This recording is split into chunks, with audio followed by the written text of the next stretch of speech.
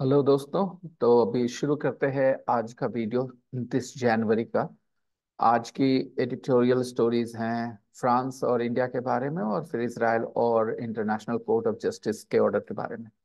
चलिए देखते हैं पहली स्टोरी का हेडलाइंस क्या है। Ceremony and substance on the Macron visit, India France ties. तो मैक्रोन आए हुए थे 26 जनवरी रिपब्लिक डे के ओकेजन पे। तो लिखा है सेरेमनी एंड सब्सटेंस। सेरेमनी हो गया कि वो जो उत्सव मनाया गया, जो दिखावा किया गया, वो सेरेमनी। सब्सटेंस मतलब उसमें मेन चीज क्या थी। जैसे आप किसी को गिफ्ट देते हो तो एक होती है पैकेजिंग, ऊपर से कैसा दिख रहा है। उसके बाद होती है चीज के अंदर, वो सब्सटेंस। तो substance and packaging, ceremony and substance. मतलब सब्सटेंस मतलब हमेशा होता है जो मेन चीज है, जिसका वैल्यू होना चाहिए। ठीक है। तो ceremony and substance on the Macron visit. India and France built on past agreements in a show of symbolism. Okay, तो India and France built on past agreements. Build on एक फ्रेजल वर्ब है, बहुत ही useful है। Build on मतलब होता है build on something. Okay, किसी चीज पे, किसी चीज को बेस बना करके उस पे आगे काम करना, मोर प्रोग्रेस करना, मोर सक्सेसफुल होना। तो India and France built on past agreements, जो पास्ट एग्रीमेंट्स उन्होंने जो किए थे उसी को धरातल बना के, उसी को बेस बना करके आगे बढ़े हैं इन अ शो ऑफ सिंबलिज्म। तो ये सिंबलिज्म का शो कहा जा रहा है न्यूज़पेपर की तरफ से। न्यूज़पेपर का मानना है कि जो हुआ है उसमें सब्सटेंस कोई खास नहीं था, सिंबलिज्म ज्यादा थी। सिंबलिज्म मतलब होता है कोई चीज दिखाना कि ये चीज हो रहा है, लेकिन उसमें एक्चुअल में वो चीज की कमी होती है। ठीक है, सिंबलिज्म। तो ये न्यूज़पेपर का कहना है कि भारत और फ्रांस ने कुछ ज्यादा किया नहीं है इस बार। ठीक है, उन्होंने पास्ट एग्रीमेंट्स पे ही बिल्ड किया है इन अ शो ऑफ सिंबलिज्म। मतलब बेसिकली ये शो ऑफ सिंबलिज्म था, कुछ खास बड़ा बेनिफिट नहीं हुआ है न्यूज़पेपर के हिसाब से। तो जब आप कोई इंग्लिश का सेंटेंस पढ़ते हैं तो आपको अंदाजा लगना चाहिए कि वो एटीट्यूड क्या है। एटीट्यूड जब आप समझने लगोगे लिखने वाले का, तो आप लैंग्वेज के मीनिंग से आगे बढ़ जाते हो दोस्तों। मैंने देखा है, जब आप एग्जाम्स दे रहे हो बड़े वाले, जैसे कैट वगैरह के एग्जाम दे रहे होते हैं, मैट वगैरह के एग्जाम दे रहे होते हैं, तो वहां जो टेक्स्ट होता है ना, तो उसमें सिर्फ हिंदी समझने के लिए नहीं आपसे वो पूछते हैं, क्योंकि वो उम्मीद कर रहे होते हैं कि जो लोग पढ़ते हैं उस टेक्स्ट को, जो एग्जाम दे रहे हैं, उनकी इंग्लिश अच्छी होगी। वो एनालिसिस, एनालिटिकल एबिलिटी चेक करते हैं आपकी, कि आप कितना एनालाइज कर पा रहे चीजों को, किस नजरिए से लिखा जा रहा है। राइट। तो यहाँ जो न्यूज़पेपर ने लिखा है वो बहुत ज्यादा पॉजिटिव नहीं है। न्यूज़पेपर मैक्रोन के विजिट के बारे में उसको बहुत ये नहीं कह रहे कि अच्छा it was a historic visit, इसने चीजें बदल दी भारत और फ्रांस के बीच में, ऐसा कुछ नहीं कहा न्यूज़पेपर ने। ओके। वो कह रही है कि सेरेमनी और सब्सटेंस के बीच में एक गैप है क्लियरली। ओके, इसीलिए यहाँ पर लिखा है सेरेमनी एंड सब्सटेंस। ओके। और यहाँ ये भी लिखा है कि इंडिया और फ्रांस ने सिर्फ पास्ट एग्रीमेंट्स पे बिल्ड किया, उसको बेस बना करके, यानी कुछ ज्यादा अभी प्रोग्रेस नहीं किया है। It was a show of symbolism according to the newspaper. Okay, चलिए आगे बढ़ते हैं। दूसरी स्टोरी है momentous ruling. Momentous ruling, momentous means very important. It will have a big bearing on the future events and the future. जब कोई चीज को आप मोमेंटस बोलते हो, एक एडजेक्टिव है ऑब्वियसली। रूलिंग यहाँ एक नाउन है, वर्डिक्ट। मोमेंटस रूलिंग, जो मोमेंटस डिसीजन आया है, कोर्ट का फैसला आया है, वो मोमेंटस है। मोमेंटस मतलब वेरी वेरी इंपॉर्टेंट। इंपॉर्टेंट किस मामले में? इस मामले में कि इसका आने वाले टाइम पे, आने वाले इवेंट्स पे काफी असर होगा। It will have a big impact on the future events and the future. Okay, momentous ruling on Israel and the International Court of Justice order. तो न्यूज़पेपर का कहना है कि जो रूलिंग आई है आईसीजे से वो मोमेंटस है। चलिए देखेंगे, इसी स्टोरी को पढ़ेंगे आज हम लोग। Israel must comply with ICJ's order. जो इसराइल को, ये न्यूज़पेपर का कहना है कि जरूरी है कि इसराइल कंप्लाई करे। कंप्लाई विद मतलब होता है मानना, पालन करना। ओके, फॉर्मल वर्ड है। Comply with rules, comply with regulations, comply with orders, मतलब उस चीज को मानना। Okay, abide by, comply with, abide by, comply with. Okay, Israel must comply with ICJ's order to prevent genocide. बहुत interesting phrase लिखा है, prevent genocide. मैं जब ये पढ़ूंगा तो आप देखेंगे, आप सब लोग समझते हैं दुनिया में कुछ भी ब्लैक और व्हाइट नहीं होती, हर चीज ग्रे में है। राइट। देखिए कितने अच्छे से इंटरनेशनल कोर्ट ऑफ जस्टिस ने एक फ्रेज यूज किया, प्रिवेंट जेनोसाइड। अब इसको या न्यूज़पेपर ने अगर ये यूज किया है, बाय द वे मैंने पढ़ा नहीं है, इंटरनेशनल कोर्ट ऑफ जस्टिस का ऑर्डर नहीं पढ़ा है एग्जैक्टली क्या वर्ड्स फ्रेजेस वो यूज किए हैं, लेकिन यहाँ जो लिखा है प्रिवेंट जेनोसाइड, ये बहुत ही मैं कहूंगा इंटरेस्टिंग तरीके से यूज किया गया। मैं एक्सप्लेन करूंगा इसको। Step up aid in Gaza, step up मतलब होता है बढ़ाना और ज्यादा करना। Step up aid in Gaza, Gaza में जो एड जा रहा है यानी कि जो मदद जा रही है उसको स्टेप अप करिए यानी बढ़ाइए। ठीक है, चलिए पढ़ते हैं इस स्टोरी को हम लोग।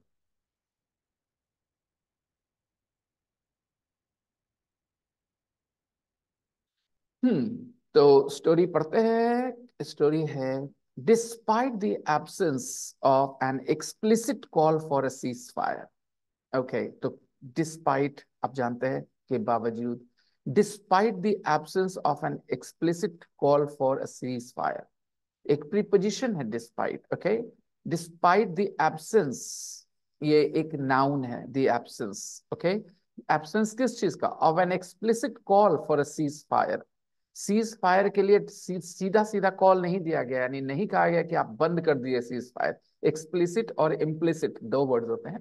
एक्सप्लिसिट मतलब सामने से एकदम साफ साफ, अगर कोई आपको गालियां दे रहा हो एक्सप्लिसिट में, तो जाहिर सी बात है एक्सप्लिसिट वर्ड्स यूज करके तो एकदम साफ साफ गालियां दे रहा है। इम्प्लिसिटली अगर आप कुछ कहते हैं तो आप अंदर धक करके उसको कहते हैं। तो एक्सप्लिसिट इम्प्लिसिट याद रखिए दोनों words. Despite the absence of an explicit call for a cease fire, मतलब कि explicit call for a cease fire नहीं है, एब्सेंस है उसका, यानी कि ऑर्डर में सीज फायर नहीं कहा गया है करने के लिए। आईसीजे ने नहीं कहा है कि भाई आप अटैक बंद करें, इसराइल को ये नहीं कहा कि आप फलस्तीन पे और हमास पे जो अटैक कर रहे हैं उसको रोक दीजिए, ये नहीं कहा गया। Despite this, the ruling handed down by the International Court of Justice is a momentous one that binds Israel to its obligation to prevent acts of genocide in its ongoing military operations in Gaza। काफी लंबा चल रहा है दोस्तों, और जरा सा एक सेकंड मैं थोड़ा चेंज कर लूं। मैं चाहूंगा कि मैं ये यूज करूं। एक second, give me just a second दोस्तों। अम, इस पे मुझे लिखने में मुश्किल होने वाली है, तो मैं ये यूज कर लेता हूँ। ये राइट, मोमेंटस रूलिंग। हाँ, अभी आप लोगों को ये देखना है, आप हमेशा कहते हैं कि सर थोड़ा सा जूम कर लीजिए, तो जूम कर देते हैं, है ना। अब शायद आसानी से आपको दिख रहा होगा, और जूम कर देते हैं थोड़ा आपके लिए। अब चीजें ज्यादा साफ दिख रही हैं आपको मेरे ख्याल से। डिस हाँ, तो सीज फायर का कॉल नहीं है उसमें, यानी ऑर्डर नहीं है सीज फायर का। डिस्पाइट दिस, यहां से सेंटेंस शुरू होता है, मैं हाइलाइटर ले लूं आपके लिए। ठीक है, डिस्पाइट से शुरू होता है। ठीक है, यहां से शुरू होता है और जाकर गाजा पे खत्म होता है। यहां से सेंटेंस चलता है। अभी सेंटेंस का स्ट्रक्चर देखिए ताकि आप मीनिंग निकाल सकें। तो ये तो हमारा मेन क्लॉज हो ही नहीं सकता, क्योंकि क्लॉज ही नहीं। जो एक प्रीपोजिशन से शुरू होता है वो एक क्लॉज नहीं होता, क्योंकि प्रीपोजिशन के बाद आपके नाउन्स आते हैं या नाउन फ्रेजेस आते हैं, राइट। तो ये जहाँ कॉमा तक है, यहाँ से यहाँ तक, ये एक क्लॉज नहीं है। मुझे दहिया जी ने फिर मैसेज करके कहा कि सर थोड़ा फ्रेजेस को बेहतर तरीके से एक्सप्लेन करिए। तो पहले सबसे पहले बता दूं फ्रेजेस होते क्या आप लोगों के लिए। तो फ्रेजेस मतलब a group of words which work as a unit, group of words which work as a unit but they don't have a subject and a predicate, they are not clauses। उसमें subject और verb नहीं होता, इसीलिए वो clause नहीं होता, sentence का हिस्सा होता है लेकिन वो clause नहीं होता। ठीक है, तो बेसिकली आपको समझना होगा फ्रेजेस को कॉन्ट्रास्ट में क्लॉजेस से। क्लॉजेस में एक सब्जेक्ट और एक वर्ब होता है, और जब दो क्लॉजेस को जोड़ते हैं तो उसको एडवर्ब कंजंक्शन से जोड़ते हैं उनको ज्यादातर हम लोग। ठीक है, लेकिन जहां हम बात करते हैं फ्रेजेस की, तो फ्रेजेस में, फ्रेजेस यहाँ देखिए ये प्रीपोजिशन डिस्पाइट से शुरू होता है। Despite the absence of an explicit call for a cease fire, cease fire के लिए साफ साफ जो कॉल है वो नहीं है, बावजूद इसके। Okay, the ruling handed down by the international court of justice is, ये है आपका मेन वर्ब इस सेंटेंस का। ठीक है, इस सेंटेंस का मेन वर्ब है इज। ओके। और सब्जेक्ट क्या है ये पूरा, the ruling handed down bye international court of justice. और इसको अगर आप समझना चाहते हैं कि किस तरह का फ्रेज है तो जरा सा, हाँ, यहां से, तो ये देखना, आपको एक सिंपल सा सेंटेंस देता हूं मैं आपको, कहता हूं कि running is a good exercise, right. Running is a good exercise, running ING से बना है ना। तो इस तरह से आप वर्ब के चौथे रूप को एक सब्जेक्ट के तौर पे यूज करते हैं। यहाँ वो वर्ब है रूल और उसका चौथा रूप रूलिंग यूज हुआ है। द रूलिंग मतलब the verdict, the decision, okay. The ruling handed down by the international court of justice. और ये जो handed down by the international court of justice है, ये रूलिंग को क्वालिफाई कर रहा है। ये एक तरह से एक रिलेटिव क्लॉज है, लेकिन यहाँ पर इसमें दो वर्ड छुपे हुए हैं, ठीक है। जैसे यहाँ पर पार्टिसिपल के तौर पे हैंडेड यूज हो रहा है। अगर आप बहुत ज्यादा ग्रामर नहीं समझते हैं तो बस इतना समझिए कि जो रूलिंग जो दिया गया, द रूलिंग हैंडेड डाउन, तो यहाँ विच वॉज हैंडेड डाउन, अगर यहाँ दो वर्ड्स में घुसा दो बीच में, the ruling which was handed down, तो ये सेंटेंस ज्यादा इजी हो जाता है आप लोगों के लिए। The ruling which was handed down by the international court of justice, वो रूलिंग जो इंटरनेशनल कोर्ट ऑफ जस्टिस ने दिया, इज वो है, यानी ये पूरा का पूरा सब्जेक्ट बन गया, the ruling handed down by the international court of justice, ये पूरा का पूरा। लेकिन बेसिकली है तो रूलिंग ही ना, द रूलिंग, ठीक है। The ruling is a moments one, the ruling is a moments one, काफी इंपॉर्टेंट रूलिंग है ये, the ruling is a momentous one. फिर एक रिलेटिव क्लॉज शुरू होता है, ठीक है। एक ऐसा मोमेंटस रूलिंग है, वन मीन्स रूलिंग, प्रोनाउन है यहाँ पर रूलिंग के लिए, is a moments ruling that binds Israel. Binds मतलब किसी पे बंधन डाल देना, यानी मजबूर करना किसी को, you are not legally binded to follow this, इस तरह से बोलते हैं, ठीक है। तो बाइंड करना, ओके। तो बाइंड, दैट बाइंड्स इजराइल, जो इजराइल को बांध देता है। बाइंडिंग, आपने बुक की बाइंडिंग सुनी है ना, बुक को बाइंड करते हैं, यानी कि पन्ने एक साथ कर देते हैं ताकि इधर से उधर ना हो सके। तो वैसे इजराइल को बाइंड करता है, यानी इजराइल को मजबूर करता है to its obligation, binds Israel to its obligation, Israel को बाइंड करता है to its obligation to prevent acts. ये यहां से चल रहा है एक रिलेटिव प्रोनाउन, रिलेटिव क्लॉज, ऐसा मोमेंटस रूलिंग है जो इजराइल को बाइंड करता है किस चीज के लिए, its obligation, bind somebody to something, मतलब उस चीज पे उस चीज को बाध्यता कर देना, binds Israel to its obligation. अगर यहां से पूरा का पूरा आप देखें तो ज्यादा अच्छा समझ में आएगा आपको, ठीक है। Binds Israel to its obligation, binds Israel to its obligation, हर एक फ्रेज का अपना एक तरीका होता है। ये एक फ्रेज है ना, binds Israel to its obligation, ये जो मोमेंटस रूलिंग है ये इसराइल को बाइंड करता है इसके रूलिंग ऑब्लिगेशन के लिए। ऑब्लिगेशन मतलब आप समझते हैं, बाध्यता, कोई चीज जो आपको करना ही है।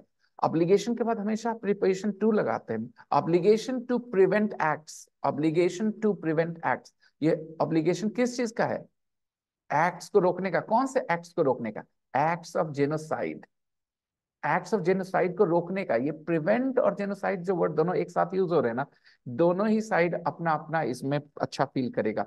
एक जेनोसाइड वर्ड देख के ही खुश हो जाएगा कि चलो जेनोसाइड वर्ड यूज हुआ है, लेकिन दूसरा कह रहा है प्रिवेंट करिए जेनोसाइड को, यानी कि वो नहीं मान रहा कि जेनोसाइड हो रहा है। वो कह रहा है जो भी चीज को आप प्रिवेंट करते हैं आप उसको होने से पहले रोकते हैं। तो कोर्ट ने ये नहीं कहा कि जेनोसाइड हो रहा है, जेनोसाइड जेनोसाइड हो सकता है और उसको रोकिए, ठीक है। तो कोर्ट ने कहा है, मजबूर किया है इसराइल को, it binds, the ruling binds Israel to its obligation to prevent acts of genocide. कोई भी कंट्री जब लड़ाई में जाती है तो उस पर एक ऑब्लिगेशन होता है to prevent acts of genocide. कोई भी कंट्री, आप लड़ाई करने जाओगे तो आप लड़ाई करोगे, आप दूसरे देश की आर्मी पे अटैक करोगे, but you have an obligation to prevent acts of genocide, genocide के एक्ट्स को आपको रोकना होगा। In its ongoing military operation, ये एक अलग फ्रेज बन गया, in its ongoing military operations, ठीक है। जो इसके मिलिट्री ऑपरेशंस चल रहे हैं उसमें एक्ट्स ऑफ जेनोसाइड को, तो जहां जहां से एक इंडिपेंडेंट फ्रेज बनता है मैं वो भी ले रहा हूं आपके लिए, ठीक है। इन इट्स ऑनगोइंग मिलिट्री ऑपरेशंस, ये ऑनगोइंग एक एडजेक्टिव का काम कर रहा है, जो अभी चल रहा है वो military operations, okay, in Gaza. तो आप समझ गए ये सेंटेंस का मेन सब्जेक्ट यहाँ है the ruling handed down by the international court of justice, verb है इज, और ये कैसा है, एक मोमेंटस रूलिंग है। और उसके बाद जो भी लिखा है दैट से, वो सिर्फ मोमेंटस रूलिंग को डिस्क्राइब कर रहा है, उसको उसको एक्स्ट्रा बता रहा है उसके बारे में। ये एक रिलेटिव क्लॉज है जो इसके बारे में, कैसा मोमेंटस रूलिंग है, that binds Israel to its obligation to prevent acts of genocide in its ongoing military operations in Gaza। तो ये पूरा का पूरा दैट से गाजा तक जो लिखा है, दैट से गाजा तक जो भी लिखा है, ये सिर्फ और सिर्फ मोमेंटस रूलिंग को के लिए एक रिलेटिव क्लॉज है। अगर मैं नहीं चाहूं आफ्टर मोमेंटस वन के बाद मैं एक फुल स्टॉप डाल दूं, तो मैं यहाँ दैट की जगह बोलूंगा इट बाइंड्स इजराइल, ताकि आप आसानी से समझ सके। इसको तोड़ दीजिए, यहाँ पर वन के बाद एक फुल स्टॉप डाल दीजिए, ठीक है। The ruling handed down by the international court of justice is a momentous one, full stop. फिर आप कहिए it binds Israel to its obligation to prevent acts of genocide in its ongoing military operations in Gaza, ठीक है। और यहाँ it मतलब obviously this ruling, right. तो इस तरह से आप इसको दो सेंटेंस में आप तोड़ सकते हैं। जब भी आपके पास एक रिलेटिव क्लॉज होता है, तो आप चाहें तो उस रिलेटिव क्लॉज को हटा करके एक नया सेंटेंस लिख सकते हैं। मैं आपको एक एग्जांपल देके बताता हूँ, ठीक है। I won't by the sweater that I won't wear the sweater that you have been wearing for last 3 days, ठीक है। अब देखिए मैंने कहा I won't wear the sweater that you have been wearing for last 2 days or 3 days। तो मैं चाहूं तो मैं इसको दो सेंटेंसेस में तोड़ दूंगा। मैं कहूंगा you have been wearing this sweater for 2-3 days, full stop। I don't want to wear this sweater, I won't wear this sweater, ठीक है। तो मैंने आपको तोड़ दिया, I don't want to wear the sweater, I won't wear the sweater that you have been wearing for 2-3 days, okay. जिस sweater को 2-3 दिन से तुम पहने हो, हम नहीं पहनेंगे उसको। तो आप इसको दो सेंटेंस में तोड़ दीजिए। तुमने इस स्वेटर को 2-3 दिन से पहन रखा है, हम इसको नहीं पहने, है ना। तो ऐसे करके आप आसानी से समझ सकते हैं। तो यहाँ पर आप एक फुल स्टॉप का मन में इंतजाम कर लीजिए मोमेंटस वन के बाद, और इसके बाद यहाँ से इट से सेंटेंस को शुरू करिए। तो ये दो सेंटेंसेस में टूट जाएगा और आपको आसानी से समझ में आ जाएगा। चलिए आगे देखते हैं। The UN's highest judicial body has spelled out provisional measures after finding that at least some of the acts and omissions alleged by South Africa to have been committed by Israel in Gaza appear to be capable of falling within the provisions of the Genocide Convention of the Convention। चलिए फिर से एक sentence यहां से शुरू होता है दोस्तों, 10 से शुरू होता है, ठीक है। यहां से शुरू होता है और यहाँ कन्वेंशन पे आके खत्म होता है। 1, 2, 3, 3.5 लाइन का सेंटेंस है। चलिए देखते हैं। ये सेंटेंस सबसे आगे में ही आपको बता देता है कि ये प्रेजेंट परफेक्ट सेंटेंस है। The UN highest judicial body has spelled out provisions, spell out something मतलब बोलना, क्लियरली बोलना, स्पेल आउट करना, ओके। स्पेल आउट भी स्पेल आउट का पास्ट टेंस है स्पेल्ड आउट, ओके। तो स्पेलिंग करना मतलब क्या होता है, बताना कि कैसे कैसे वो वर्ड है लिखा हुआ। जब आप किसी वर्ड की स्पेलिंग करते हैं, तो आप उस वर्ड को कैसे लिखना है उसको हिज्जे करते हैं, आप एक एक लेटर बताते हैं। तो वैसे ही जब आप कोई चीज को स्पेल आउट करते हैं, तो आप उसको डिटेल में बताते हैं, ठीक है। और कभी कभी आप बोलते हैं do I need to spell it out, do you want me to spell it out, मतलब आप चाहते हैं कि मैं और ज्यादा बोलूं और ज्यादा साफ साफ बोलूं, आपको समझ नहीं आ रहा है जो मैं बोल रहा हूं। ऐसे सिचुएशन में भी आप बोलते हैं स्पेल आउट करना। तो यूएन के हाईएस्ट जुडिशियल बॉडी यानी कि आईसीजे की बात हो रही है यहाँ पर, has spelled out provisional measures. उन्होंने अभी फिलहाल के लिए कुछ मेजर्स स्पेल आउट किए, यानी कहा है लेने के लिए, ठीक है। स्पेल्ड आउट प्रोविजनल मेजर्स, यहाँ पर ये हो गया प्रोविजनल मेजर्स, इसका क्या ऑब्जेक्ट हो गया स्पेल आउट का, सब्जेक्ट हो गया स्पेल आउट का, the UN highest judicial body, present perfect sentence. और इसके बाद ये जो आप देख रहे हैं आफ्टर फाइंडिंग, ठीक है। तो यहां से आपका एक प्रीपोजिशन के बाद शुरू होता है ये आफ्टर फाइंडिंग। जब भी आफ्टर के बाद एक ING form of a verb हो, वो आफ्टर एक प्रीपोजिशन है, क्योंकि प्रीपोजिशन के बाद नाउन्स यूज होते हैं, नाउन इक्विवेलेंट्स यूज होते हैं।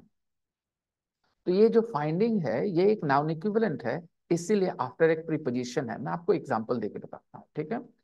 आई ate my breakfast, I ate my breakfast after brushing my teeth. I ate my breakfast after brushing my teeth, ठीक है। तो मैं अगर कहता हूं I ate breakfast after brushing my teeth, तो आफ्टर ब्रशिंग में ब्रशिंग एक नाउन इक्विवेलेंट है और आफ्टर एक प्रीपोजिशन है। अभी मैं इसी सेंटेंस को दूसरे तरीके से बोलता हूं, I ate breakfast after I brush teeth, after I brushed my teeth, I ate breakfast after I brushed my teeth. तो जब मैं ये कह रहा हूं तो इस बार आफ्टर एक कंजंक्शन बन गया, क्योंकि आफ्टर के बाद ब्रशिंग नहीं बोल के मैंने कहा आई ब्रश्ड। तो एक ही वर्ड आफ्टर, एक बार एक प्रीपोजिशन था और दूसरी बार वो एक कंजंक्शन बन गया। कैसे? आपको भी थोड़ी देर पहले मैंने बताया था कि जब दो क्लॉजेस को जोड़ना होता है तो उसको कंजंक्शन से जोड़ते हैं, राइट? प्रीपोजिशन से नहीं जोड़ सकते दो क्लॉजेस को, लेकिन प्रीपोजिशंस आ सकते हैं नाउन्स के पहले। तो I ate breakfast after brushing my teeth, यहाँ ब्रशिंग माई टीथ एक नाउन इक्विवेलेंट के तौर पे काम कर रहा है, इसलिए आफ्टर एक प्रीपोजिशन है। और जब मैं कहता हूं I ate breakfast after I brushed my teeth, I brushed my teeth एक क्लॉज है, इसलिए आफ्टर एक कंजंक्शन है। ये ऐसे लेसन्स हैं जो आप क्लास में अगर बैठ के सिस्टमैटिकली पढ़ते हैं लंबे समय के लिए, साल भर के लिए, 1.5 साल के लिए, 2 साल के लिए, तो ये सब चीजें आपके जहन में बहुत अच्छे से बैठ जाएंगी। उसके लिए आपको सिस्टमैटिक तरीके से पढ़ाई करनी होगी। अभी यहाँ पर आफ्टर एक प्रीपोजिशन है, समझ में आ गया कैसे? क्योंकि यहाँ फाइंडिंग लिखा है। तो यूएन जुडिशियल बॉडी ने प्रोविजनल मेजर्स कुछ स्पेल आउट किए हैं। आफ्टर फाइंडिंग, पता करने के बाद, दैट, पता चलने के बाद, पता करने के बाद, दैट, कि क्या पता करने के बाद? दैट आपको पता है एक कंजंक्शन के तौर पे यूज होता है एक नए क्लॉज को इंट्रोड्यूस करने के लिए, ठीक है। जैसे ही hoped that I would come, he hoped that I would come। अच्छा चलिए प्रेजेंट सिंपल में बोलते हैं, आसान लगेगा। he hopes that I will pass the exam, he hopes that I will pass the exam। so that अक्सर आता है, that के बाद आप क्लॉजेस लिखते हैं, तो ये that आ गया। अब आप क्लॉज लिख रहे हैं, क्या है clause? at least some of the acts and omissions alleged by South Africa to have been committed by Israel in Gaza appear to be capable of falling within the provisions of the Genocide Convention। ठीक है, ये एक पूरा का पूरा एक clause है, ठीक है। अगर आप इसको इंडिपेंडेंटली लिखेंगे तो आप लिख सकते हैं, ठीक है। अगर आप चाहें तो आफ्टर फाइंडिंग के जगह आप यहाँ मेजर्स के बाद एक फुल स्टॉप डाल दीजिए, ठीक है। They have, you know, the UN's highest judicial body has spelled out provisional measures, full stop. they found out that they found that or the UN's highest judicial body found that at least some of the acts and omissions alleged by South Africa, okay, acts and omissions, इस phrase को समझ लीजिए। मुझे पता है आपकी सबसे बड़ी चैलेंज क्या होती है, जो वर्ड्स होते हैं उसके साथ आपकी दोस्ती नहीं, ठीक है। सेंटेंस पैटर्न, ग्रामर वगैरह सिखाना बहुत आसान है दोस्तों, लेकिन वर्ड्स के साथ दोस्ती रखना वो भी इंपॉर्टेंट है। मैंने देखा है कुछ लड़के दोस्त होते हैं शब्दों के साथ और ग्रामर रूल्स नहीं समझते उतने ज्यादा। कुछ लोग ग्रामर रूल्स बहुत अच्छा समझते हैं, वर्ड्स के साथ दोस्ती नहीं होती। दोनों का दोनों उतना ही इंपॉर्टेंट है, एक दूसरे को कॉम्प्लीमेंट करते हैं। अगर आपकी इंग्लिश की समझ बेहतर होनी है तो आपको शब्दों के साथ दोस्ती रखनी होगी और ग्रामर और पैटर्न्स का अंडरस्टैंडिंग भी होना होगा। जो चलिए देखते हैं, some of the acts and omissions, कुछ काम और जो कुछ काम जो नहीं किए गए। ओमिशंस मतलब हमेशा होता है किसी चीज का छुपा देना, यानी गायब हो जाना, ठीक है। ओमिट करने से बनता है ओमिशन, ओमिट करना। ओमिट करते हैं जब आप तो किसी चीज को हटा देते हैं, ठीक है, हटा देते हैं, छुपा देते हैं, दिखता नहीं है वो, यानी कि नहीं किया जाए उस चीज को ओमिशन कह सकते हैं। तो एक्ट्स मतलब जो किए गए, सम ऑफ द एक्ट्स जो कुछ किए गए, और कुछ ओमिशन जो नहीं किए गए, दोनों ही। अच्छा देखिए, जो कुछ काम किए गए, जैसे हॉस्पिटल पे बॉम्ब गिरा दिया गया, वो एक्ट में आएगा। मान लीजिए कि पानी पहुंचाना था वो नहीं पहुंचाया गया, तो वो ओमिशन में आएगा। तो some of the acts and omissions alleged by South Africa, ठीक है, जो अलेज किया गया साउथ अफ्रीका के तरफ से। अलेज करना मतलब इल्जाम लगाना, अलेज करना, उसको प्रूव नहीं किया गया है अब तक, अलेज करना। अलेज जब भी बोलते हैं अलेज्ड या अलेजिडली, ठीक है, इस तरह से वर्ड्स यूज होते हैं एडवर्ब के तौर पे, तो उसमें कहा जा रहा होता है लेकिन उसको साबित नहीं किया गया होता उस समय तक। तो some of the acts and omissions alleged by South Africa, South Africa ने अलेज किया था क्योंकि साउथ अफ्रीका ही लेके गए इसराइल को वहां कोर्ट में। To have been committed by Israel, ये perfect infinitive, to have been committed by Israel, जो इजराइल ने कमिट किया है। जब आप काम हो जाता है ना, उसके लिए to plus have plus V3 use करते हैं। To have committed, to have been committed, जो किए गए हैं, पैसिव वॉइस में है ये। To have been committed by Israel in Gaza appear to be. तो इस क्लॉज का वर्ब, एक क्लॉज में एक सब्जेक्ट एक वर्ब होता है ना, तो इस क्लॉज का वर्ब है ये अपीयर। और ये अब तक पूरा का पूरा ये था, some of the acts and omissions alleged by South Africa to have been committed by Israel in Gaza appear। तो यहां तक गाजा तक, सम से शुरू होके गाजा तक, ये जो भी लिखा है ये है सब्जेक्ट। देखिए मैं बार बार बोलता हूं, आपके दिमाग में सब्जेक्ट मतलब एक वर्ड होता है, नहीं, उस एक वर्ड के बाद उसको डिटेल भी तो कर सकते हैं। Some of the acts and omissions जो साउथ अफ्रीका ने अलेज किया कि इजराइल ने कमिट किया है गाजा में, अपीयर। अब आ गए हम अपने वर्ब पे, इस क्लॉज में ये वर्ब है और गाजा तक, सम से लेके गाजा तक सब्जेक्ट है। एक क्लॉज में एक सब्जेक्ट और एक वर्ब होता है। तो appear to be capable, appear to be capable of falling within, ये अच्छा इंग्लिश का फ्रेज है। appear to be capable of falling within the provisions। ऐसा लगता है कि शायद ये प्रोविजंस के अंदर ही आए।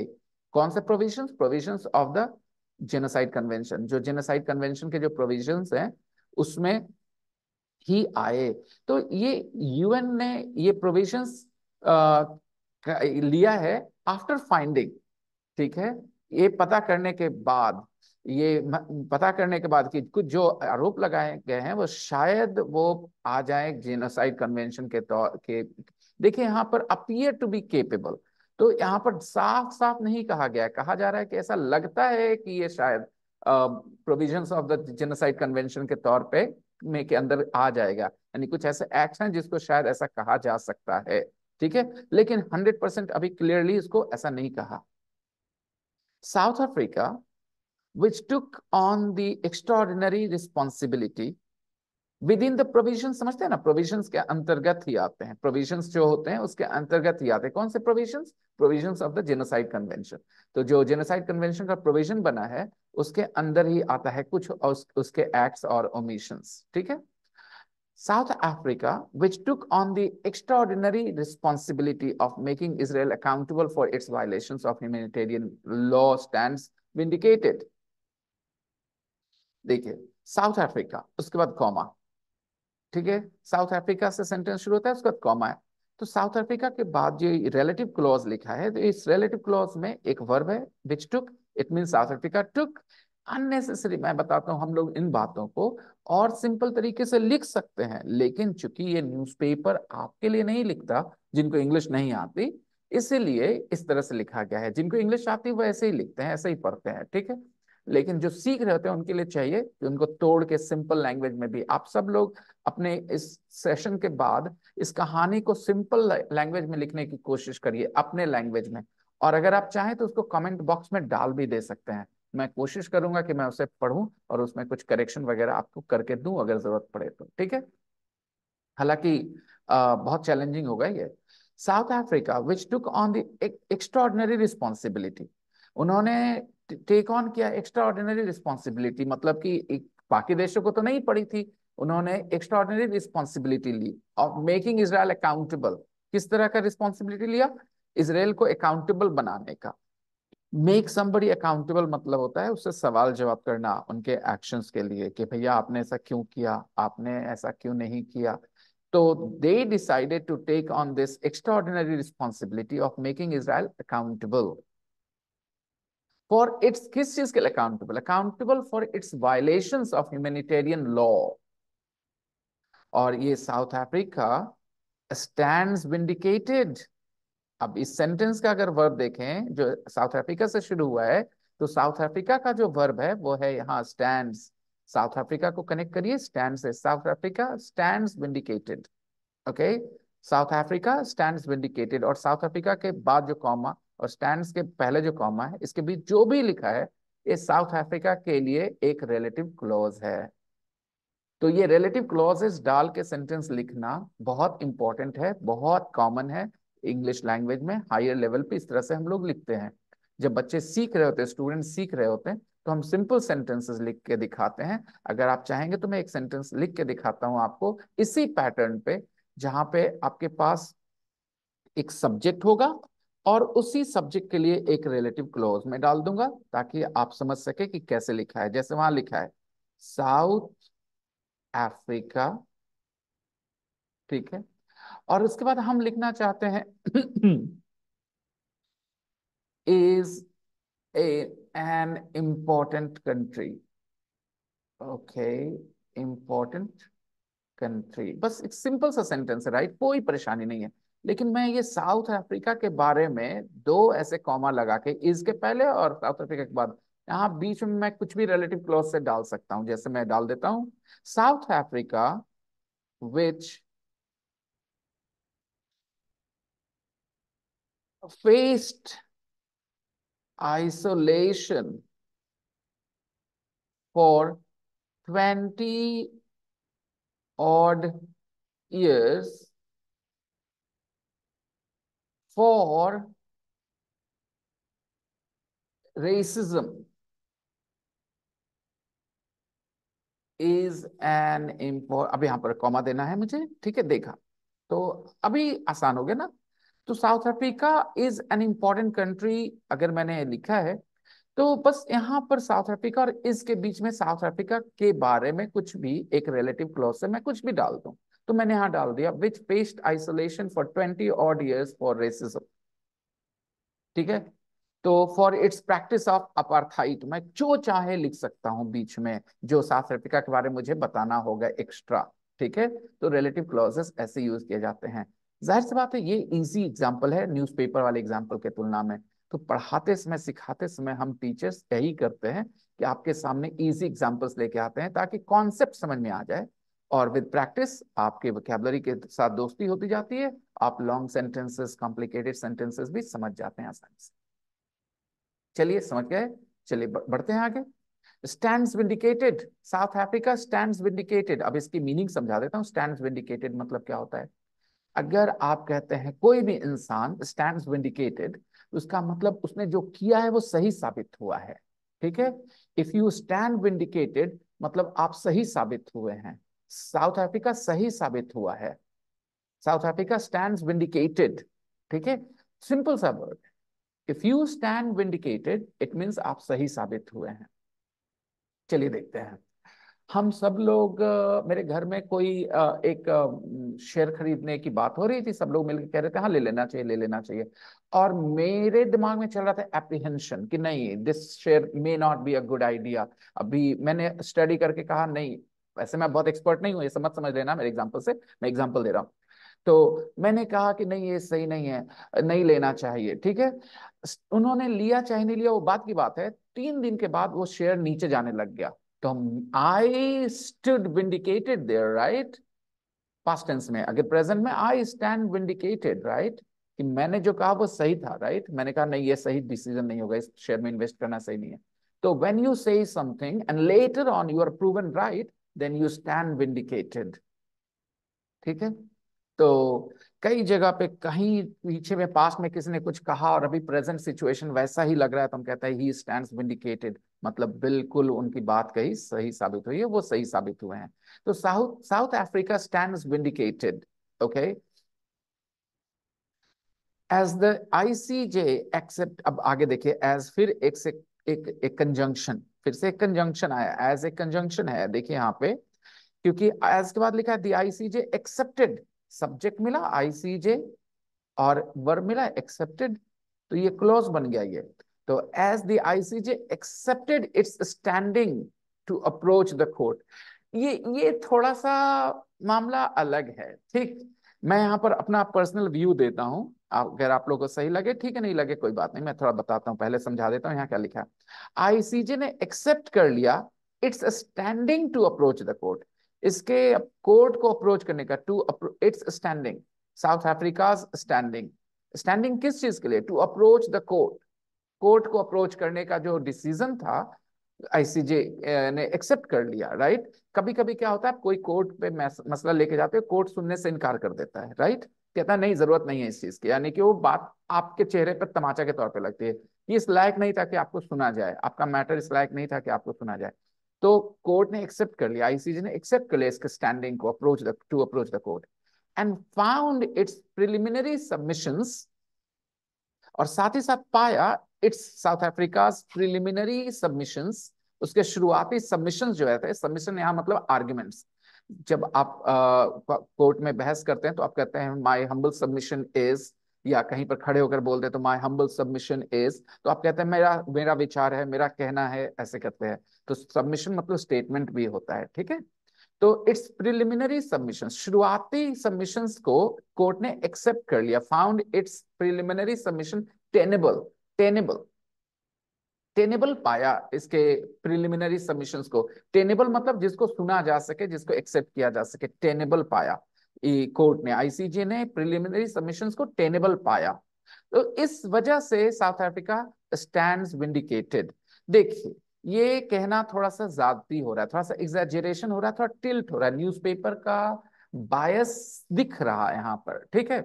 न्यूज़पेपर ये कह रही कि सिर्फ इसलिए कि केस को सुना गया, ठीक है, सिर्फ इसलिए कि इसके प्रिलिमिनरी सबमिशंस को टेनेबल पाया गया, तो साउथ अफ्रीका का केस जो है ना वो सही साबित हुआ, साउथ अफ्रीका स्टैंड्स विंडिकेटेड।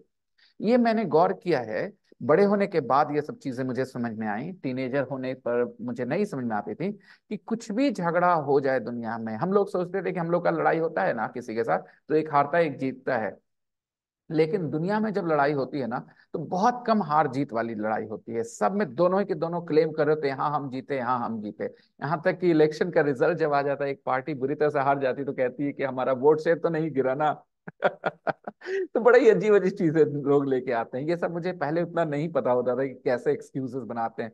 तो चूंकि कोर्ट ने उनकी बातें सुनने का डिसीजन ले लिया, उनके शुरुआती सबमिशंस को टेनेबल पाया, बस इस वजह से साउथ अफ्रीका को कहा जा रहा है कि वो सही साबित हुआ। लेकिन अगर देखा जाए तो साउथ अफ्रीका क्यों गया था कोर्ट में, ये बोलते हुए कि वो जेनोसाइड कर रहा है इसराइल, राइट, और इस पे तुरंत के तुरंत विराम लगाइए जो चल रहा है वहां। आईसीजे ने लगाया नहीं, लेकिन न्यूज़पेपर कह रहा है कि फिर भी दे स्टैंड विंडिकेटेड। तो आप कहिए कि हाँ partially they stand vindicated, not completely, ठीक है। क्योंकि कोर्ट ने तो नहीं कहा कि जेनोसाइड हो रहा है, उन्होंने कहा जेनोसाइड हो सकता है, उसको प्रिवेंट करना है, आगे हो ना जेनोसाइड। तो ये सीधी सी चीज है, और आप सब लोग एक स्टूडेंट होने के नाते, जिस लेवल पे आप लोग हो, जो लोग वीडियो देखते हो हमारा, आप लोगों का समझ इतना होना चाहिए कि कैसे हम लोग इस तरह से नुआंस्ड तरीके से सोचें, ठीक है, कि कैसे भाषा को यूज किया जाता है एक सर्टेन काइंड ऑफ नैरेटिव बनाने के लिए। और चूंकि मैं एक लैंग्वेज टीचर हूं तो मेरे लिए बहुत आसान होता है ये चीज गौर कर लेना कि कौन किस तरीके से कहाँ पे डंडी मार रहा है ना, एक रिटोरिक क्रिएट कर रहा है। सिर्फ इस वजह से इसके केस सुन लिया गया। भाई अगर मैं जाऊं कोर्ट में ये बोलने के लिए कि फलाने ने मेरा ये लिया है, कुछ दिख रहा हो उसमें मैटर, तो कोर्ट कहेगी आइए ठीक है सुनते हैं आपका मैटर। सिर्फ इसलिए बाद में कोर्ट ने कहा कि नहीं वो घर उसी का है, आपको आप जो कह रहे हो वो सब सही नहीं है। तो भाई बताइए फिर क्या मैं सही हुआ? तो सिर्फ इसलिए कि कोर्ट में कोई बात सुन ली जाए, इतना लो करके आप एक्सपेक्टेशंस रखोगे, स्टैंडर्ड्स लो कर दोगे सही होने का, क्योंकि आपकी बात सुनी गई कोर्ट में सिर्फ, ठीक है ना, हालांकि फैसला आपके सपोर्ट में नहीं आया, आपके आपके फेवर में नहीं आया, फिर भी आप सही साबित हो गए। ये थोड़ा सा बायस दिख रहा है न्यूज़पेपर का दोस्तों। The ICJ has directed Israel to take effective and immediate measures. ICJ ने क्या कहा है, इसराइल को डायरेक्ट किया है, प्रेजेंट परफेक्ट दिख रहा है सामने, कोई दिक्कत नहीं है। इसराइल को डायरेक्ट किया, direct somebody to do something, ये सब पैटर्न सीखा करिए, बहुत फायदा होगा, ठीक है। उन्होंने डायरेक्ट किया है इसराइल को इफेक्टिव एंड इमीडिएट मेजर्स लेने के लिए। तो आप सब लोग को समझना चाहिए कि जब कोई वर्ब आता है तो उसके बाद जो होता है वो वर्ब पैटर्न्स होता है, direct somebody to do something, okay. The ICJ has directed Israel to take effective and immediate measures. ICJ ने कहा इजराइल को इफेक्टिव और इमीडिएट मेजर्स लेने के लिए, तुरंत मेजर्स लेने के लिए, उठाने के लिए, कदम उठाएंगे कुछ करने के लिए, मेजर्स टू इंश्योर करने के लिए, क्या इंश्योर करने के लिए, humanitarian assistance and basic services to Gaza, ensure humanitarian assistance and basic services to Gaza।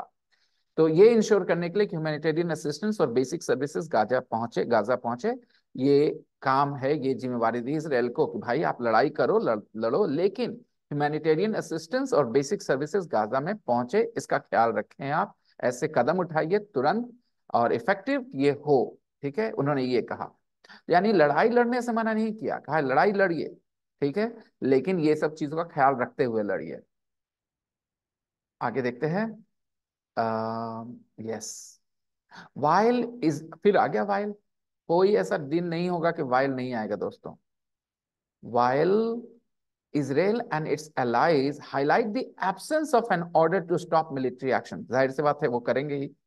तो वाइल से आप एक कॉन्ट्रास्ट शो करते हो, कंपैरिजन शो करते हो। तो एक तरफ जहां, हिंदी में अगर मैं बोलूं ऐसे, तो एक तरफ जहां इसराइल और इसके अलाइज हाईलाइट कर रहे हैं the absence of an order to stop military action, कि मिलिट्री एक्शन को स्टॉप करने का तो ऑर्डर नहीं है, वो तो एब्सेंट है, वो तो एब्सेंट है, वो ऑर्डर तो एब्सेंट है, वो तो उसमें कहा ही नहीं गया कि आप मिलिट्री एक्शन रोक दें। ये एक क्लॉज हुआ, ठीक है, जहां कॉमा आ जाता है उसके बाद दूसरा क्लॉज शुरू होता है, मेन क्लॉज शुरू होता है। While Israel and its allies highlight the absence of an order to stop military action, हर चीज के साथ समझिए, absence of an order, कैसा order? Order to stop military action, order to stop military action, ठीक, ये चीज हाईलाइट करेंगे Israel और its allies। It can not be ignored, इस बात को इग्नोर नहीं किया जा सकता, पैसिव वॉइस, दैट के बाद फिर से क्लोज आएगा, that the order is tailored to achieving the objective of preventing genocide, कि ऑर्डर इस तरह से लिया गया है, द ऑर्डर इज टेलर्ड। अच्छा बताइए, सूट इज टेलर्ड, राइट? कपड़े सूट बनते हैं ना, टेलर बनकर बनाता है ना, तो अब यहाँ ऑर्डर इज टेलर्ड, ऑर्डर बनाया गया है, टेलर को फिगरेटिवली यूज किया जा रहा है, इस तरह से डिजाइन किया गया ऑर्डर को, इस तरह से रखा गया ऑर्डर को सामने, the order is tailored to achieving, ये कुछ लोगों को फर्स्ट परेशान करेगा, ठीक है। The order is tailored to achieving the objective of preventing genocide. Order को इस तरह से तैयार किया गया है, टेलर्ड को एडजेक्टिव मान लीजिए, तो order, the order is tailored, और टेलर्ड एक एडजेक्टिव है, तो एडजेक्टिव के बाद एक प्रीपोजिशन टू है, और ये टू के प्रीपोजिशन के बाद एक आईएनजी फॉर्म आएगा। कुछ लोग कहेंगे टू अचीव क्यों नहीं है, ठीक है, क्योंकि इस टेलर्ड को एक एडजेक्टिव के तौर पे यहां देखा जा रहा है, ठीक है। जैसे मैं आपको बोलता हूं, आप सिंपल सी बात सुनिएगा, प्रीपोजिशन के बाद हमेशा ING form of verbs use होंगे, एक चीज। दूसरी, एडजेक्टिव के बाद प्रीपोजिशन यूज होते हैं, ये कॉमन सी चीज है, कई बार होते हैं। जैसे मैं आपको बोलूं आई एम इंटरेस्टेड इन, इनके बाद कोई वर्ब फोर यूज कर सकता है, I am interested in listening to you, okay. तो वो इन प्रीपोजिशन आसान लगता है, टू भी एक प्रीपोजिशन होता है, लेकिन आपका दिमाग टू को एक टू इन्फिनेटिव वाला टू समझ जाता है, ये इसलिए आप परेशान हो जाते हो। एग्जाम्पल देता हूँ, बहुत कॉमन एग्जाम्पल है, बहुत common. I look forward to meeting you, I look forward to meeting you. अब बोलेंगे मीट यू क्यों नहीं, टू मीट क्यों नहीं, मीटिंग कैसे? वैसे ही आई लुक फॉरवर्ड, फॉरवर्ड जो है एक एडजेक्टिव है, और एडजेक्टिव फॉरवर्ड के बाद एक प्रीपोजिशन है टू, इसके बाद आपका बिफोर आईएनजी फॉर्म नाउन के तौर पे यूज होता है, I look forward to meeting you, ये टू जो है एक प्रीपोजिशन है। तो ऐसे कई एग्जांपल्स मिलेंगे आपको जहां टू एक प्रीपोजिशन होता है, इसकी वजह से उसके बाद वी वन नहीं आके वी4 आता है। Okay, so it cannot be ignored that the order is tailored to achieving the objective of preventing genocide. Order किस तरह से टेलर किया गया है, यानी बनाया गया है, किस तरह से डिजाइन किया गया है, ताकि अचीव कर सके the objective of preventing genocide. Objective मतलब उद्देश्य, objective means उद्देश्य, प्रिवेंटिंग जेनोसाइड, जेनोसाइड को रोकने का उद्देश्य जो है वो हासिल किया जा सके, इस तरीके से ऑर्डर को बनाया गया है। इसका मतलब जेनोसाइड अभी नहीं हुआ है, लेकिन जेनोसाइड प्रिवेंट करने का जो ऑब्जेक्टिव है वो हासिल हो सके। दोनों साइड आर्गुमेंट करते रहेंगे, आईसीजे जाने से भी कुछ खास नहीं हुआ है दोस्तों, ठीक है। जहां तक रेटोरिक की लड़ाई है उसमें कोई फर्क नहीं पड़ा है, एक साइड बोलेगा कि देखो आईसीजे ने तुम पे इल्जाम लगाया, माना कि तुम गलत हो, दूसरा बोलेगा गलत मानता तो हमें युद्ध करने से रोकता, लेकिन नहीं, उन्होंने कहा प्रिवेंट करना है, यानी जेनोसाइड हो नहीं इसके कोशिश करनी है, यानी अब तक हमने जेनोसाइड नहीं किया है। तो दोनों साइड अपनी पीठ थपथपा लेंगे फिर से। देखिए, प्रिवेंटिंग जेनोसाइड, जेनोसाइड, जेनोसाइड के बाद एक कॉमा है, अब फिर से इसी जेनोसाइड के बारे में कुछ लिखा होगा, लिखा है a term, it means genocide is a term. ये जब भी कॉमा आता है आप लोग वहां फुल स्टॉप देख करके एक नया सेंटेंस बनाने की कोशिश करिए, ठीक है। अगर मैं यहाँ फुल स्टॉप दे दूं तो कहूंगा it is a term it is a term, mean genocide is a term that includes, ये एक ऐसा टर्म है जिसमें शामिल है, क्या शामिल है? Killing members, that includes relative pronoun, okay, relative clause आ गया यहाँ पे, that includes killing members of the targeted group Palestinians, in this case causing serious bodily and, तो इसमें killing members of the targeted group, genocide का मतलब तो हो गया पैलेस्टीनियन की डेथ हो रही है, ठीक है। इन this case causing serious bodily and mental harm, bodily and mental harm, in this case causing serious bodily and mental harm, harm noun है, mental adjective है, bodily adjective है। तो कोर्ट कह रही है कि इस मामले में क्या हो रहा है कि बॉडीली हार्म तो हो ही रहा, उनपे बम वगैरह गिर रहे हैं, और साथ मेंटल हार्म भी हो रहा है, जाहिर सी बात है, आप युद्ध के क्षेत्र में बने हैं तो मेंटल हार्म तो हो रहा है। And deliberately inflicting on them conditions of life, कितना लंबा सेंटेंस हो गया दोस्तों, चलिए फिर से एक बार देख लेते हैं। वाओ, चलता चला जा रहा है, चलता चला जा रहा है दोस्तों, जरा देखिए सेंटेंस को, पिछले कहाँ से लेके चले आ रहे थे। While you know Israel and its allies will highlight the absence of an order to stop military action, वहां से चल रहा था ना, अगर याद करिए तो वहां से चल रहा है सेंटेंस, और यहाँ जाकर के खत्म होता है दोस्तों, डिस्ट्रक्शन पे खत्म होता है। देखिए देखिए, अब बताइए, वहां आधे सेंट आधा लाइन का वो हो गया, एक दो तीन चार पांच, पांच लाइन का एक सेंटेंस है, यानी कि पूरा का पूरा एक पैराग्राफ एक सेंटेंस है। जाहिर सी बात है आप लोग उलझ के रह जाओगे, ठीक। लेकिन देखते हैं, मैंने आपको बताया ऊपर शुरू जो दिख नहीं रहा है पिछले स्लाइड पे था, while Israel and its allies countries, okay, will highlight the absence of an order to stop military action, ठीक है, वो इस चीज को करेंगे। It can not be ignored, तो आपका मेन क्लॉज यहाँ है, और ये आपका सब्जेक्ट है मेन इस सेंटेंस का। It can not be ignored, इस बात को इग्नोर नहीं किया जा सकता। फिर एक रिलेटिव क्लॉज आता है, that order is tailor to achieving the objective of preventing genocide, यहाँ एक क्लॉज खत्म होता है। फिर इस जेनोसाइड को डिस्क्राइब करने के लिए एक फिर से हम लोग ऐसे इसको कहते हैं नाउन ऑफ अपोजिशन। गाइस, एक नया टर्म यूज कर रहा हूं आज, जेनोसाइड के बगल में ये जो टर्म लिखा है ना, ये एक नाउन ऑफ अपोजिशन होता है। जब एक नाउन के बारे में कॉमा दे के कुछ एक्स्ट्रा बताते हो, ठीक है, उसको नाउन ऑफ अपोजिशन कहते हैं। लेकिन इस नाउन ऑफ अपोजिशन के बाद फिर से एक और रिलेटिव क्लॉज आपने डाल दिया, that includes killing members of the targeted group Palestinians. कौन है targeted group? Palestinians. In this case causing serious bodily and mental harm to them and deliberately inflicting on them conditions of life aimed at bringing about the group's physical destruction। बाबा रे बाबा, तभी आप लोग इतना फंसते हो कि इस मामले में ये किलिंग किलिंग तो कर ही रहे हैं। ये टर्म जेनोसाइड टर्म किसके लिए यूज किया जाता है? Killing of targeted group Palestinians के लिए। इस केस में किसके लिए? Serious bodily and mental harm के लिए यूज किया जा रहा है, इसी के लिए जेनोसाइड यूज किया जा रहा है। तो इस तरह का कुछ बना होगा कन्वेंशन में। डेलिबरेटली इन्फ्लिक्टिंग, जानबूझ के इन्फ्लिक्ट कर रहा है। क्या कर रहा है? जानबूझ के इन्फ्लिक्ट। इन्फ्लिक्ट करना मतलब होता है, वर्ब है इन्फ्लिक्ट, कोई चोट पहुंचाना, ठीक है, बुरी चीजों का अनुभव कराना किसी को, इन्फ्लिक्ट करना, ठीक है। जैसे inflict pain on someone, inflict injury on someone, inflict suffering on someone. यहाँ क्या इन्फ्लिक्ट किया जा रहा है? जब ऑब्जेक्ट लंबा होता है दोस्तों, उसको बाद में भी कभी कभी लिख देते हैं, inflicting on them conditions of life aimed at bringing about the group's physical destruction। ये पूरा का पूरा ऑब्जेक्ट है इन्फ्लिक्ट का, ये पूरा का पूरा सॉरी इन्फ्लिक्ट का ऑब्जेक्ट है। मैं अभी सिंपल सेंटेंस बोलता हूं, they inflicted great suffering on us, they inflicted great suffering on us. इसको ऐसे ही बोल सकते हैं, they inflicted on us great suffering. लेकिन जब ऑब्जेक्ट लंबा चौड़ा है, बड़ा है, तो उसको बाद में रख दिया गया है। They deliberately inflicted on them conditions of life aimed at bringing about, ऐसे कंडीशंस, लाइफ के ऐसे कंडीशन कर दी जाए, एम्ड एट, जिसका इरादा हो, bringing about the group physical destruction, कि ग्रुप का फिजिकल डिस्ट्रक्शन हो जाए।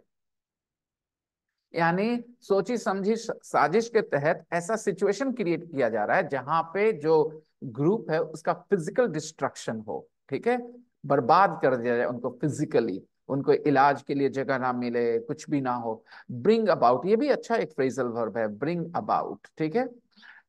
The government is determined to bring about change in the education policy. The government is determined to bring about change. तो bring about something मतलब to cause something, वो चीज को होवाना, वो चीज हो, हिंदी में बोलते हैं, हालांकि हिंदी का ये वर्ड नहीं, मैं अपने तरफ से बोल रहा हूँ, होवाना, कोई चीज को कराना, कॉज करना, bring about a change, okay। To bring about change मतलब चेंज लाना। यहाँ ब्रिंग अबाउट डिस्ट्रक्शन, डिस्ट्रक्शन लाना, डिस्ट्रक्शन क्रिएट करना, कॉज करना, फिजिकल डिस्ट्रक्शन कॉज करना, ऐसी जिंदगी की स्थिति कर जाए, कंडीशंस ऑफ लाइफ ऐसी कर दी जाए जो एम करता हो, जिसका मकसद हो, ब्रिंग क्या हो मकसद, aimed at bringing about the group physical destruction. तो इस तरह से अगर मैं इसको तोड़ के बोलूंगा तो मैं बोलूंगा कि the allies of Israel highlight the absence of the order to stop military action. Full stop. However, we cannot ignore that the order is tailored to achieving the objective of preventing genocide. Full stop. Genocide is a term that includes killing members of the targeted group. In this case, Palestinians, of course, and causing serious bodily damage, mental harm, not only killing. Another thing that is considered genocide is causing serious bodily and mental harm as well. For example, if हम लोग लड़ाई कर रहे हो एक country के साथ और उस पर ऐसे बम गिराएं कि लोग मरे नहीं लेकिन लोगों के हाथ पैर टूट जाएं, उनको बहुत ज्यादा मेंटल हार्म हो, वो भी किलिंग तो नहीं हुआ लेकिन मेंटल हार्म है, सीरियस बॉडीली डैमेज है, इसको भी जेनोसाइड के तौर पे समझा जाएगा।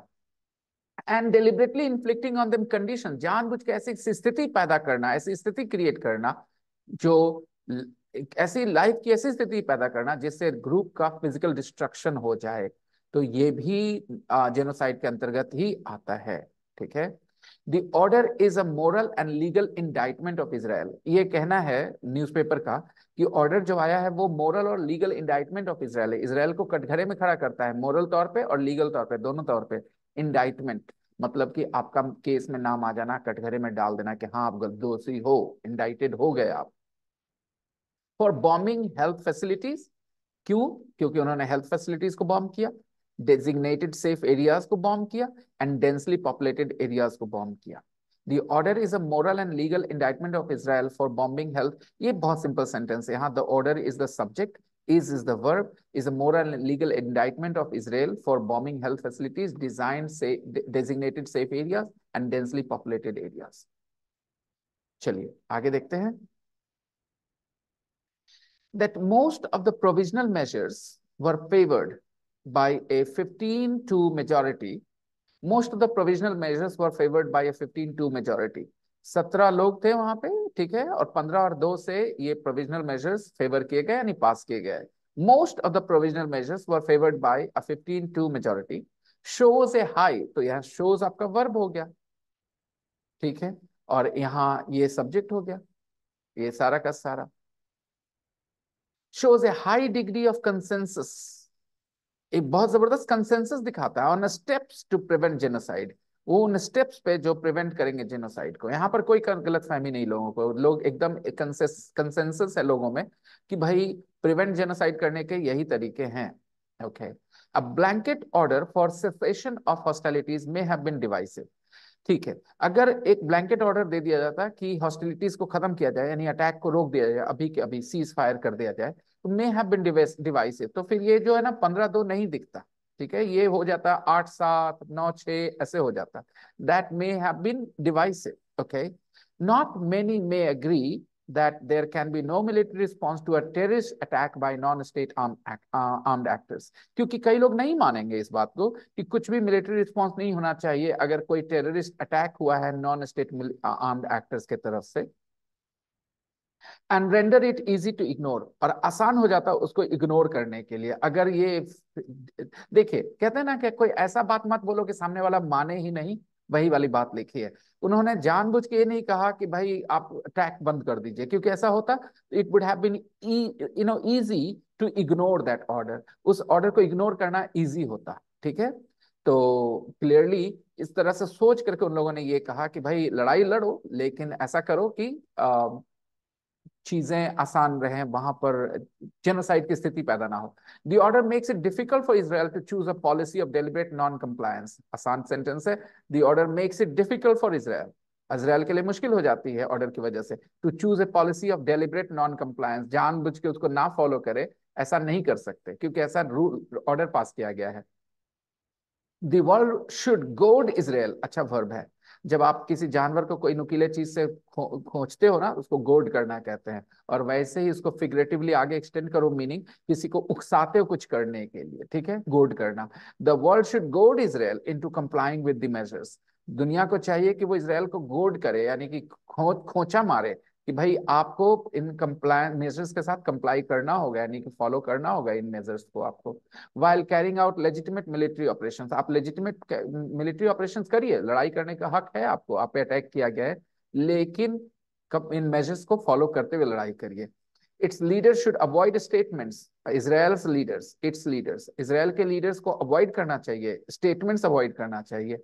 फिर से आ गया relative clause, that may be seen as inciting genocide, जो दिखते हैं इंसाइटिंग जेनोसाइड, जेनोसाइड इंसाइट करते हुए, इंसाइट करना मतलब प्रोवोक करना, जेनोसाइड इंसाइट करते हो, जो स्टेटमेंट देते हो उसको रोकना होगा। The part of the ruling that asks for a report in 1 month, और इस रूलिंग में एक हिस्सा ये है, the part of the ruling, फिर अभी ये सब्जेक्ट ही चल रहा है दोस्तों, the part of the ruling, और ये रिलेटिव क्लॉज आ गया सब्जेक्ट के लिए, that asks for a report in 1 month on steps taken to implement the measures. जो एक हिस्सा है रूलिंग का जो कहता है कि 1 महीने के अंदर रिपोर्ट दीजिए उन स्टेप्स के बारे में जो लिए गए हैं to implement the measures, measures implement करने के लिए, जो आपको कहा गया है मेजर्स इंप्लीमेंट करने के लिए, उस पे जो आपने स्टेप लिए हैं उसका एक रिपोर्ट दीजिए 1 महीने के अंदर। तो यहां तक पूरा का पूरा सब्जेक्ट है the part of the ruling. उसके बाद एक रिलेटिव क्लॉज से इस सब्जेक्ट को थोड़ा लंबा कर दिया गया है। कैन ओनली मीन, यहाँ वर्ब है कैन मीन, ओके। कैन, ये सब ये वर्ब हो गया सेंटेंस का, और ये सेंटेंस का सब्जेक्ट हो गया। Can only mean that Israel has to demonstrate progress, इसका मतलब एक ही है, दैट, दैट क्लॉज आ गया फिर से, दैट क्लॉज कहते हैं इसको। Israel has to demonstrate, Israel को दिखाना होगा, डेमोन्स्ट्रेट करना होगा, शो करना होगा, प्रोग्रेस, प्रोग्रेस शो करना होगा on the extent of humanitarian add. किस चीज पे प्रोग्रेस शो करना होगा? ह्यूमैनिटेरियन एड के एक्सटेंट पे, किस हद तक ह्यूमैनिटेरियन एड पे प्रोग्रेस हुआ है, इट हैज परमिटेड, जो आप परमिट कर रहे हैं, क्योंकि रोक के रखे हुए हैं इसराइल पर ह्यूमैनिटेरियन एड, तो उसके बारे में कहा जा रहा है कि किस हद तक आप परमिट कर रहे हैं, ठीक है। इस पे एक रिपोर्ट मांगा गया 1 महीने के अंदर। एन अनफॉर्चुनेट डेवलपमेंट, अब देखिए एक अनफॉर्चुनेट डेवलपमेंट, डेवलपमेंट मतलब घटनाक्रम यहाँ पर समझेंगे, यहाँ पर विकास नहीं समझेंगे, डेवलपमेंट मतलब घटनाक्रम।